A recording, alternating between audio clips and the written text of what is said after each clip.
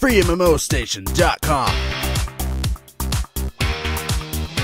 Hey everyone, welcome to FreeMMOStation. I'm Skylant Shore, and this is going to be my first impression review of a game called Dirty Bomb, published by Nexon and being developed by Splash Damage Games. This is going to be a free-to-play objective-based first-person shooter with characters instead of classes. So not only do you have the strategy components with the custom loadouts with your characters and their own unique abilities and how they work with other unique characters and abilities, but you also have the strategy component of the different maps and the different game modes. So every map and game mode has their own different objectives. At one point, maybe you're escorting a vehicle through the map, and then maybe you gotta go hack a gate. Then maybe you gotta go turn a water valve to flood a station or something like that. It's pretty crazy how the gameplay evolves through the map as time goes on, as you conquer objective over objective or defend your objective. Because even if you just have one stagnant main objective, like defending a gate, sometimes you actually can have side objectives, such as destroying a ramp that would go to a platform, which would then help the enemy. So if you destroy the ramp, they lose access to that platform, so they can't snipe you from it anymore. They can't traverse the map in that way anymore. And that's just really interesting. And then also that team can also repair that. Sometimes there's a base that you need to sit in for a certain amount of time to take it over, kind of like a control point. But there's doors on the side of it, so you can actually destroy these doors to gain easier access. And inversely, the defending team can actually repair those gates. So I really love that there's not just objective-based gameplay with main objectives, but there's also side objectives, which makes the game feel really fluid and fun, since you don't just need to keep running in one direction and atritiously bombard bases. You know, I'm looking at you, Battlefield Bad Company.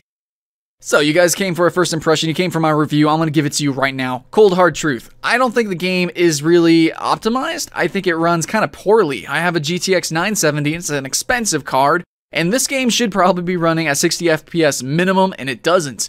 It kind of barely runs at 60 FPS, so that's a little bit disgusting to me. I know it's in beta phases, I know it can be further optimized, but I just need to mention that as my first impressions. I just want you guys to know.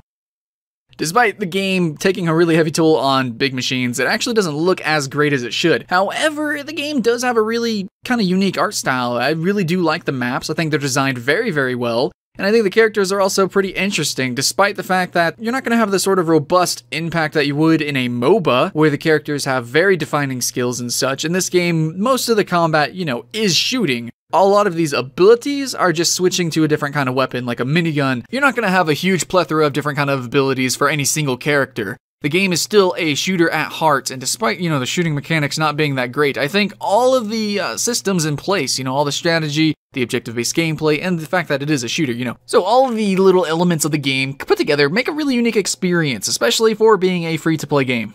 So being a character-based first-person shooter, all that we can hope for as a free-to-play game as well is that Splash Damage Games continues to try to perfect their product, their service, and continuously update the game. That's what we want. We want even more customization, we want even more niche characters, we want more specialties, more things like that, more weapons as well. But overall, where the game sits, it seems like there is a decent amount of customization, a little bit of grinding to be done here with getting some of the different abilities, because whenever you first get into the game, a lot of these characters kind of seem like carbon copies of others. Like, both the medics seem extremely similar, but you have to actually grind them up, level them up to get the more niche aspects to their kits and actually truly allow them to shine with the customization that you'd have to unlock first, which is a little bit tragic, but being a free-to-play game, there needs to be some incentive to grind or incentive to, well, pay money not to grind.